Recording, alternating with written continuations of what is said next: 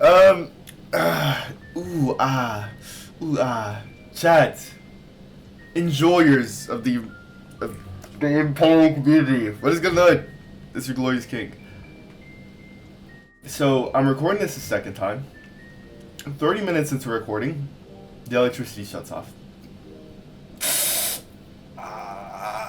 Painful. Sure. So here's what we're gonna do. We're gonna see if I can wrap this up as quickly as possible. And oh my god, it literally looks like my hairline is receding as we speak. Anyways, that's just the camera, totally not me getting older. Anyways, point is, let's go over this really fast. We'll first go with stats, then we'll go with implications for the SIGs, and then after we go through the implications and the reasons behind them, I'll go over the technology that Kaya has that I'm pretty sure I've shown people already, but like there's more because I think there's more. But anyways, point is, I'll be able to teach you how to actually work with the SIGs, and then I'll also have the other guides mixed in the same video, so that way, you guys will actually be able to just like scroll around in the video instead of looking around in the other guides. I think it's better if I add all of them together, and then in the other guides on YouTube, you can just look at the exact same video, and you can literally just go to the timestamps of those exact videos. Gotcha. So, let's go with that. And yeah, let's just get started, bro. So, first order of business, in terms of stats, I know you guys see the deck stance there. That was just a fluke. I don't actually condone this, by the way, because on 5 decks you don't exactly gain anything. On high defense, you're only getting 1 extra point, but those extra points can be put into something a little bit more useful, which is why I go for strength exclusively, because it's literally 5377.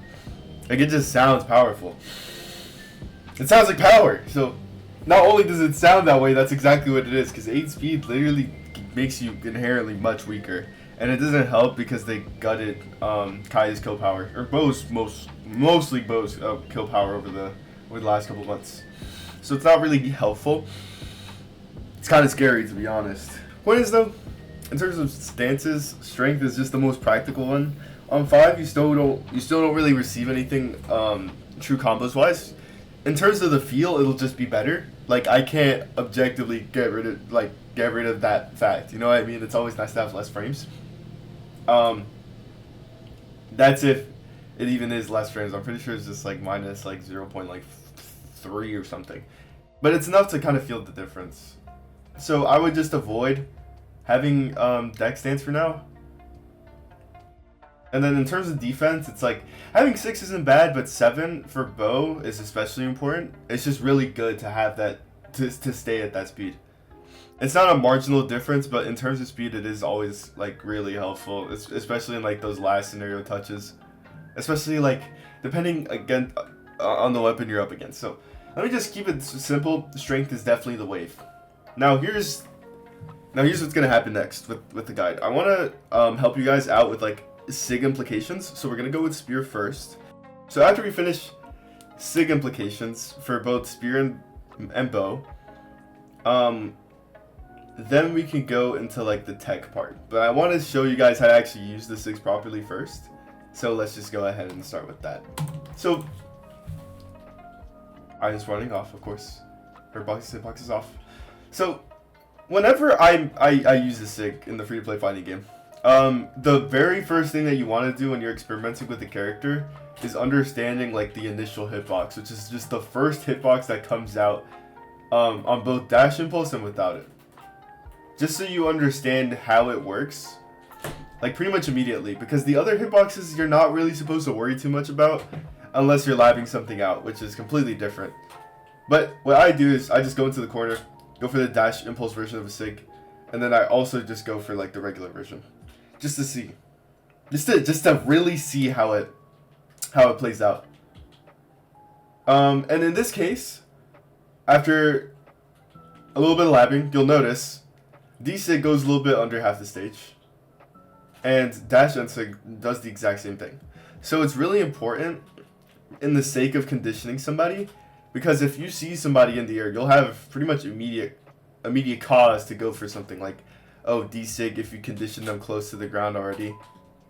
And they're not, and like when stage control, as I mentioned before in the other 2 guides, it's really important to know when you're actually conditioning somebody and giving them the impact that'll just make them stop gluing so hard to the ground. Like, you have to give them something to worry about. I think I've talked about this multiple times, but I really cannot stress it enough. It is especially important to give people something to worry about, because without you actually making like a cause for action, there's no real reason why the person should be changing how they play, because realistically you haven't really done anything to affect that just yet.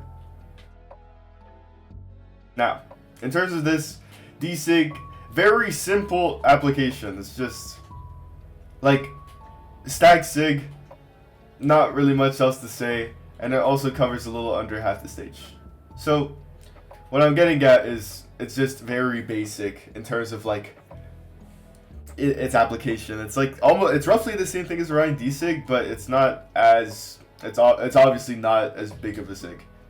It's just a little bit more concentrated. I'm pretty sure the reward though is higher damage. Now there is a step back to it, which I'll get to in a minute. But essentially, you can kind of treat it in a way almost like active input. Like, what'll happen is if I want to hit a D-Sig, sometimes I go for the forward version like this. Like, I dash jump, ground cancel D-Sig. Or, depending, I can always just like dash jump forward in front of the opponent and then just go for the back version. And what that'll do is just like, if you hit this version of the sig, you also have the step back. So you have like this momentum that sets them in a place where if you just hit them regularly from behind, it would most likely send them just a little bit farther, which affects defense enough because it could actually mitigate some of the effects of defense. And the reason why is because on defense, you're only going to survive one more killing blow, which means that you're only a little bit closer or a little bit farther from the actual kill zone than most other characters. So just by removing that possibility of them potentially being a little bit farther, or like giving them like that extra oomph that gets them like a bit farther than usual, you'll actually have a better chance of knocking them out. But that would be like the only main application that wouldn't involve that I just like help you out with like actually understanding the character input wise. So let me also get to the part about Spear D-Sig that everybody knows and loves Kaya for. Consider sidelights, due to the hitbox that it has, consider it as a replacement to sidelight. Replace sidelight with D-Sig. Like literally, that's just the rule. If you're near stacked with somebody and like has a really small chance of hitting them, you're most likely gonna want to go for D-Sig anyways. It's because it sets up into something. And this makes it so that you actually, again, kind of keep them out of like that super stacked space. Because when you're on Spear, you really don't want to go for anything stacked. Like, sure, you'll have the option, but the weight that comes with actually going for that interaction is millions of years of frames, bro. This is me pressing jump as hard as I can. It takes a while, bro. And that's completely fine. Now, the problem is we don't really want to have that out for the opponent to just punish willy-nilly. So we want to keep them away from being stacked as much as possible. Resisting the aggression is like the best way to describe it. So once you go for this unlight here, the main follow-up, of course, is always just CD forward D-Sig. Sometimes I go for dash D-Sig. It also qualifies as a check, technically, if you have the faith that like if you have the faith that somebody's gonna go like land stacked or near you or get really close without them committing to you, you could always replace your sidelight with D-Sig, which is why I emphasize when light attacks or SIGs are replacements for certain light attacks. It's very important to understand. Now, that's why N-Line into D-Sig is so good, but after the fact, you don't really have a lot of options after D-Sig because in terms of the grounded control, you only really have N-Light, Sidelight, and D-Sig. And maybe Side Sig, which I'll get to right now. So Side Sig is like, it's still a little under half stage, but what's weird about it is that it's completely fine. But like the initial hitbox is definitely a little under half stage. Now, from what I found about this SIG is that it's mostly a way to remedy against, or to remedy with overshooting. So what overshooting is when you use even more frame data than usual to close in on somebody. So that would be like, if somebody is really so far out of range, you will go to the utmost length to actually catch them, because this average engagement is like something that somebody's ready for. Sometimes people are actively waiting for that kind of option, or like that kind of throw out of somebody, but sometimes they're just not. They're mostly worried about like the stacked options, like all the stacked options that you push them out of, and then eventually you just burst and like go in a direction that the opponent most likely would not have expected. With the side sig in mind, you can, as I mentioned before in the spear guide, overshooting is when you go the utmost length to actually close in, and the fastest way to do it for most characters is just dash jump, fast fall, ground cancel, side light, and it'll pretty much hit. And that engagement is a little bit faster than this right here, because obviously it just has more range. Now the problem is also that it has a lot of frames to go. Like, when you're dash jumping and you're fast falling and going forward with all of this startup, there is an entire fat window right there where you have a very high chance of being punished. So it's very important to just kind of have the resource of side light out there the same way you would with D-light on spear, for example. So if you hit this, or if you hit what, this, that's like the main thing that your opponent after the overshoot is going to think about. They're going to see that kind of pattern, and they're going to think that they might get hit if they get a little bit closer than they normally would. Which is why side sig is especially important. It's because now visually people are anticipating the dash, but they can't really react to it if they're not really waiting for side sig. So having this, because side sig is roughly at the exact same range but slightly higher than the overshoot versions of both D-light and side light, it's really important to kind of understand when people are like trying to get really far out of range and then just replacing it with side sig.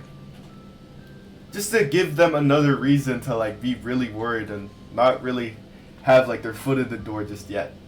That's like how momentum works, and it's a lot of the reason why pros can end up 3-0ing other pros, especially if they're prepared. It's because they're already expanding their options way faster than the other opponent. So they're essentially being conditioned, but early and fast. But that's just as an example. Now, as I mentioned before, dash impulse D-sig and dash impulse N-sig have the exact same range. It's mostly used as like a throwout. Like it's mostly used like as a really risky anti-air. But the thing is, like, D-light's not gonna hit here. It's a healthier version of the exact same anti-air. Now the problem is, if you miss this, you're cooked. Like, the hitbox is massive enough to where they decided to add multiple recovery frames to it, and I can't even object that because, well, they'd be right. Now sidelight N-sig is unjumpable, but the main thing to pay attention to is that N-sig is just there for coverage as a replacement to D-light. Now I will get to N-sig in a little bit. It's just like D-sig and side sig. Well, side sig was the only side sig to me was like the only sig that genuinely just had no labbing to it. It was just like the only thing I knew is that you could whiplash with it. So like that's literally it. But like after that, there's not really a lot to say. it just is like a sig. You know what I mean? It's just a convenient sig. So in terms of technology, that's like the max that we have for spear. So let's just move on with bow, and yeah, let's just see what the implications are there. And I'll just show you guys how to also condition the opponent with that being said. Alright fellas, small break. Again, very simple applications here. So let's just start with D-sig, of course. This is like where I left off, so D-sig. It's a wall. There's not a lot of insane follow-ups other than like D-sig D-light, which is just a grounded read that somebody might not expect, maybe. But I mean, even then, it's really not that crazy. The only implication of D-sig is just like, I mean, like you could GC it, but I wouldn't recommend it. So aside from like all the labbing stuff, like it really is just like more so a throw-up. Now, let me get into the actual fundamental part of it. This thing is a glorified check. Which, as I mentioned before, a check is when you do something early to make sure that somebody's not completely in your space, like immediately. And it helps a lot because it keeps them away from you. But the thing is, sometimes a check could lead into like a really hard read. Or it could check into like, or it can lead into like an actual KO, at least for Kaya, since she has 2 like keep away SIGs, which in this case would be D-Sig. Like, D-Sig is, like, the most important one just because it has, like, the most force. Since it's very concentrated in terms of hitboxing, it's made up for in force and knockback. So, of course, other than, like, the obvious, like, edge guard, like, niches about it, there's the fact that you have so much control just because of this alone. By checking somebody with D-Sig, not only do you knock them away by, like, in a dramatic distance, by the way, you also get to play off of that pretty much as soon as you throw it out. As soon as you hit it, even. And even if you miss, you're completely fine. Like, if you were to hit this, or if you were to miss this, you would actually get punished. You'll get punished, like, immediately. But the thing is, as soon as you apply this D-Sig, you make them very conscious of it. The fact that it has a lot of force and damage is pretty much grounds for people to believe that, you know, they should pretty much stay away from it. And they would be right, by the way. So it's really important to play off of it. Now, of course, with that being said, it's like easier said than done if somebody's like already hopping over your D-Sig. So let me be very fast with this. D-Sig, D-Light. If you are literally like throwing this out and they're barely out of range, your next interaction shouldn't even be D-Sig anymore. It should be focused on anything further out from that. Or after this D-Light, you could just close in for the gap and Rising Stare. Or you could close the gap and go for End-Light. Depends on which comes first. But if you see an aggressive engagement, then you could just return to D-Sig / End-Light. And that would be like, okay, you're clean. You know what I mean? So just being able to play off of these D-Sig is especially important. Like, you'll find out that that's the case with both Spear naturally and Bow in this case exclusively, because there's not a lot of SIGs that give you that kind of control or conditioning, just because there's no SIGs that really have that kind of force grounded as an edge guard. Now, after this D-Sig, of course, since we have D-Light, what if people are just too close? As I mentioned, I talked about checking before. Rising Dare is only a little bit ahead of D-Sig, or a little bit behind D-Sig. So I just go for Scythe here just because it has a little bit more coverage. And then in that regard, then you could actually see if like you could try for a D-Sig. Or try for a D-Sig off of the Scythe. See if they go for something after that. You know what I mean? But other than that, there's not really a lot more implications for D-Sig. Just make sure that you take advantage of the fact that it has a lot of like power. The only problem is that it has a lot of frame data, but at the same time, that's the advantage, because if you miss this, then somebody's guaranteed to kind of do something out of it or try to anticipate it. Now, side SIG. I wasn't really a fan of this SIG until I really started experimenting with it back in 22. It doesn't really have the greatest initial hitbox or dash impulse. Now, what it does have that I find ridiculous is the hitbox. This hitbox helps on so many different levels, bro. It's ridiculous what it can do. If you can hit this side SIG, you can pretty much treat it like a glorified sword D-Light. And even then, you still have a grounded implication for it, which basically just makes side SIG like a stacked punish hitbox, just because it's that small. Like, if you can't tell, you're not gonna hit much trying to throw this out, like, just as an option that's out there. There's a little bit of hitboxing that makes it just a little bit annoying per se, like the kick here, just because the hitbox is a little gross, sure. Now, the problem is that you'll never actually get hit by this and be like, wow, I didn't get outplayed, because it, like, dude, you had like 5 million years to react to like the slide, you know what I mean? So you're never actually gonna focus on the kick itself. Focus on the initial hitbox, as it usually should be. So after like the GC implication, that would be in the case that you're being contested grounded by something with this height. So maybe accent light, if you can catch the jump, which, to be fair, by the time I'm talking about this now, is a little bit easier to cover with just D-light. Or in the case that you're being contested by something that's maybe mid or low height, so like bow side light or sword D-light. That's pretty much what this is for. Now people actually get very far out of the range as soon as side sig is there. So take it as a check, but don't like use it as one, if that makes sense. Because for them to get hit by the slide, they had to get close. Like they had to get really close.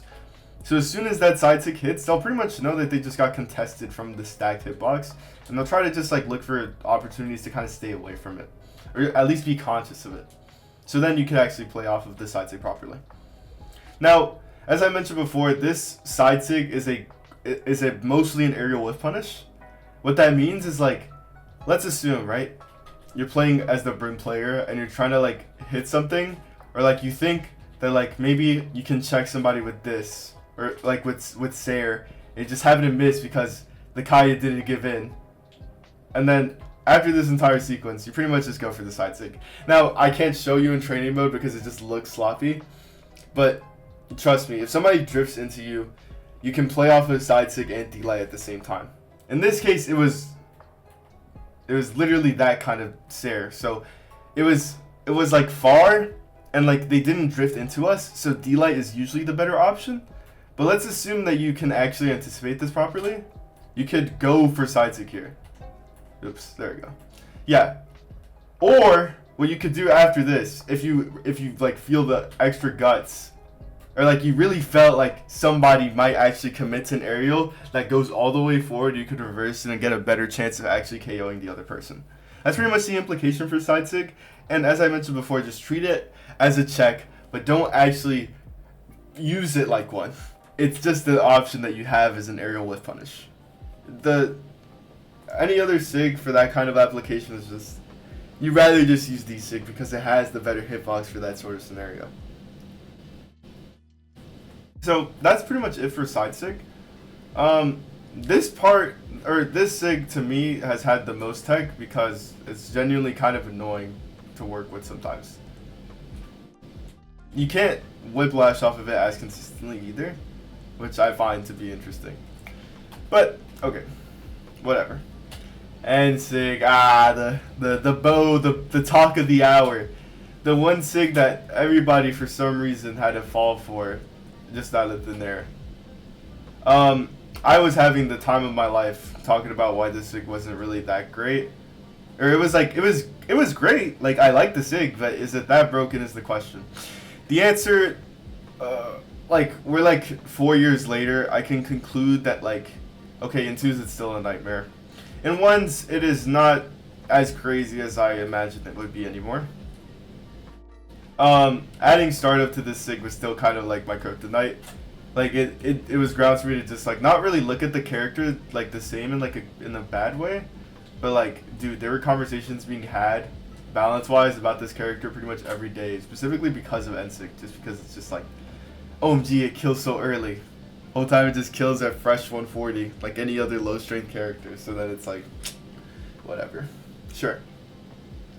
The only problem maybe was the hitboxing, and even then there's only one part about it that's actually kind of gimmicky, which would be the corner on the top left, which is like the actual like talk of the town, bro. So there's not much to say about it other than the fact that after D-Light you have NSIG to work with, which is where some of the conditioning comes up from, like way over here, which is where D-Sig goes into play, and which is also where move punishing with a potential aerial also comes into play with dash reverse side sig. Like this is where things start to look a little bit more complete, because after this D-Light is thrown out, bro, and D-Light is to this day is still completely unrepresented in top player like implications, like at all. It's not a bad thing that D-Light is unpredictable, but it's the fact that people don't really have a lot of options after D-Light to condition the opponent with. So like closing in and like actually checking somebody with D-Light is still hard inherently, which is why NSIG just kind of takes the place, and it's just used as like something to watch out for after the fact. What'll happen at least in my time of playing the character, what I would do a lot is, because I've conditioned the opponent entirely. You'll see this at like BCX22. I'm pretty sure I've done it enough times. Like, it's just like people weren't ready for the pace that I was taking them at, essentially. But what would happen is somebody would whiff and they try to jump away, and literally as soon as it happens, you can clock it in. You can quite literally clock it in. Let's see if I can grab the replay. Literally just like this. That's pretty much exactly what it is. You can as soon as you can test them for this kind of play. Let's remember, N-Light is really heavy. If you can't anticipate the D-Light, you can at least target it with an N-Sig. And it doesn't take a lot either. It only really takes one click, but it takes a lot of anticipation to go for this. Because if you miss this, you're guaranteed to get move punished. So it's the exact same principle with Spear. Now, it's pretty much also the exact same application with bow D-Sig in this case. Let's say somebody tries to pull this maneuver off on whiff, not for whatever reason it may be. Point is, they put themselves in disadvantage, like, willingly. Literally just like that. That's really just the way it works. Like, you're giving them something more to worry about. Let's remember, for you to jump dodge, you've had to worry about N-Sig and D-Light exclusively, which is where D-Sig just comes into play. Like, that part is how you just play off of, like, the SIGs, at least when we're talking about D-Sig and N-Sig, or maybe D-Light and N-Sig. Giving them some more reasons why they can't enter certain areas. And this flowchart that I'm demonstrating right now applies for roughly every character. It's just like Kaya, that is completely reliant on stage control. Like, let's say Sendel, Lucian, Cassidy, Orion. Orion's definitely a good example of that. And it's just like the exact same principle. So, this is pretty much what it requires, like, for you to find better options into your character, or into your opponent with Kaya 6. And it doesn't really take a lot either. Now, the thing is, some applications are cool and all, but it's really nice to have full understanding of the Kaya 6. So what's going to happen here is I'm actually going to go ahead and show you like some of the tech that I've learned over the past couple of years of playing Kaya. So in terms of jump reactions, notice though, sometimes things don't connect here, and dash N-Sig is always kind of annoying. Which is why CD N-Sig is usually the better option to go for. And at low health, it's like whatever.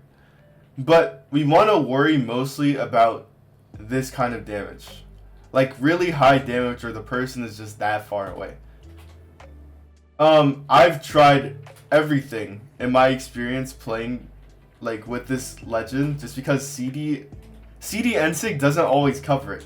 Especially if they're far away enough. Now, obviously, it's not showing because I am delaying the CD. So what happened was, the problem with that was also that if they weren't looking for it, sometimes they would jump and they'd fast fall and then snap dash back into my direction. Now, there was a solution to this. Every time I hit like the really far version, I just go for this instead. And this input is demonic. To this day, one of the hardest inputs I've ever done on this character, but it's also worth it because it's actually worth investing time into if it's going to kill. In this case, you hit far D-Light. By jumping away, they already assume that they're like pretty much clean. But by going for ground cancel N-Sig, you pretty much just close the gap against them. Now that was frame step doing its thing.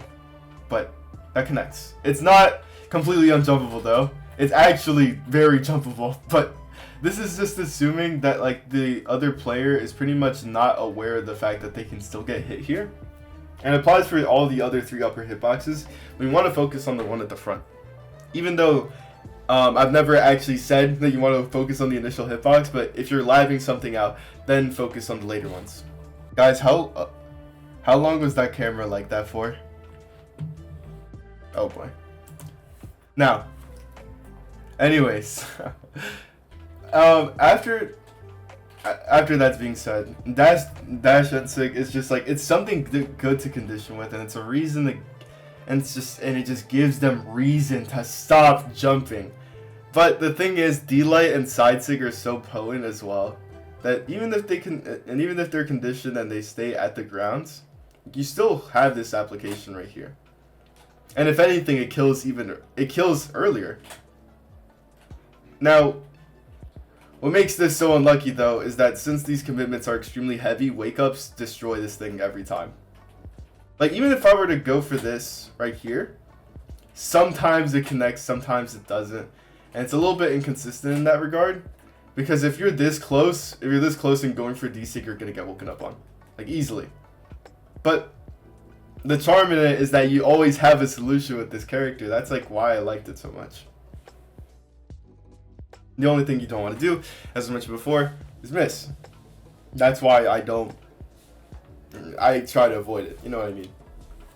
Now, with that being said, that was side sig, which I've mentioned before as it doesn't really have too many applications. It just has a lot of utility that I wasn't even aware about until I started labbing it out in 22. NSYNC, of course, it has its niches. In terms of tech, there's APOC, like the aforementioned corner, the corner connect. That little hitbox at the top corner, I'm not gonna show it now, but like you can lab it out on APOC on like a single platform just to reduce the time. But it connects on the top left, but barely. Like it requires so much accuracy, bro. But I had to learn it. That's how it felt, because it was just like, you have that application right there that maybe they could get away with it. And people are also aware that Spear D-Light connects there. Or they connect like where the single platforms connect. The only problem is that it's not the same as Bow without actually committing to something else like Rising there. Or just Rising Recovery or something like that. But you don't have to stick your hurt box out anymore. Instead you could just try to go for the NSYNC. And it would still connect anyways. So then it's like, that part is especially important to learn. Just make sure your applications of the SIGs that you're using are practical ones. Aiming for the corner is like, it's really good. Like, one of the things that I could actually argue are probably, most likely, broken about the character. But it's not as game-shattering as it was before. At least they reduced the force because of the representation in 2s. In 1s, it's completely gone, to be honest. It just kills a little bit weaker, but that doesn't really matter too much in 2s. So, all's good, the hood. Now, as for Spear, there's not a lot to learn about side sig, but there is about D-Sig. There's this really, it's not even forbidden tech, it's just more like, how do I input this? It's just, what I've been calling it since I've made it was just called a scan, quite literally. Just because you would literally take up the entire edge and scan it for enemies as you're literally unleashing this hurt box of pain all the way down on them. Now there's two applications to this. There's like the forward one where you actually like stay like not against the wall. You might get your jumps back, but in most cases you're just looking to scan the edge because anybody who dodges into this will be destroyed. Or a little bit slower where you desync even more at the corner and you rub against the wall. Now they're both completely practical and they're also not done not on purpose. Hang on, let me live this one out real fast. I want to see if you desync up against the wall and then stop rubbing. Okay, word. Okay, word. So if you input the fast wall desync, you could stop it and you could also continue it after you've regained your jumps. It just takes a really tight input, but I imagine if you guys are Kaya specialists, you don't really care. So, I mean, yeah, there it is. That's your desync tech for the day because I just learned something new as well. Now, the last part that we'll get to is Silent NSYNC, which is unjumpable, by the way. So, if you want that application, that's fine, but if you also get D-Light, GC NSYNC is also unjumpable. Which is where we start to talk about how much damage a 5-strength character is going to do, which is also why it's really important to have... Oh my god. I didn't even know it killed like that. 5 defense. I see. Now, sidelight, D-Light, GCN, SIG, of course, any extension off of D-Light is always going to kill early, which is why it's really hard to really get this kind of application all the time. But it really helps that like those extensions also kill as early as they do. So after we have Sidelight and SIG, which already exists, and Sidelight, D-Light, and SIG, which is pretty much the last extension, but it also kills early in that regard. There's a little bit more with Spear and SIG that I ended up learning about, that people started applying pretty much as soon as I found out about it. Sidelight, CD, reverse NSIG. Or, what I like to do at least, is just, if I hit Sidelight far, I go for the whole DSIG version. So that way, maybe I can cover up. But in most cases, it's just like, it just doesn't cover spot dodge, which is completely fine. That's the only reason why spot dodge is the same frame data. Or it's at the same frame data, I mean. If you hit Sidelight stacked, you go for chase dodge, reverse NSIG. And if you hit it far, you go for this version instead. But that timing is a little bit niche because it takes a little bit of timing just because you want to get to the hitbox where it's like as soon as this second version of this hitbox comes out, you want to actually be able to hit that upper hitbox and actually time it so that as soon as the dodge is over, you actually cover it properly. Because without it, then the application is not valid. Then it's actually jumpable. And then as for the way dodges, of course, you have CD forward and then just go for NSIG after the fact. And that goes for every away dodge. Including up. And also down away. Now, again, this doesn't come without consequences, of course. If you miss this, you're dead. If you miss this, you're dead. But it really helps to have like a 50-40, which in this case is what I'm showing right here. The only thing it might not cover is the spot dodge. And even then, if you want to condition the opponent to go for this spot dodge right here, you just get extra damage, don't you? And it even kills. So it's just good to have that kind of solution on Kaya. Now, as for my closing thoughts, I don't think the character's bad, but I want to be able to play other characters while I kind of just wait to really feel out the main again, because like it's philosophy that like the character that brings you there in the first place is still your signature character that you're still supposed to be playing in some way or another. You just want to play that out properly, and it takes a while. It happened with Radish literally a few days ago. Sandstorm's already done it a handful of times where it's just like he just goes back to his main character over and over again after experimenting with like 1 or 2 or whatever. It's the same thing. For me, I'm still kind of in that process because I did it a little bit late is the problem. So, unlucky for me. Now, with that being said, I will skedaddle now, but I'm thinking I put the other guides in this video, so that way if you guys really need to like look at any other information, you could just find it here instead of going literally anywhere else, and it'll just be more convenient for you guys. Just being able to have those timestamps sitting around. But yeah, peace in the hood. Peace in the hood.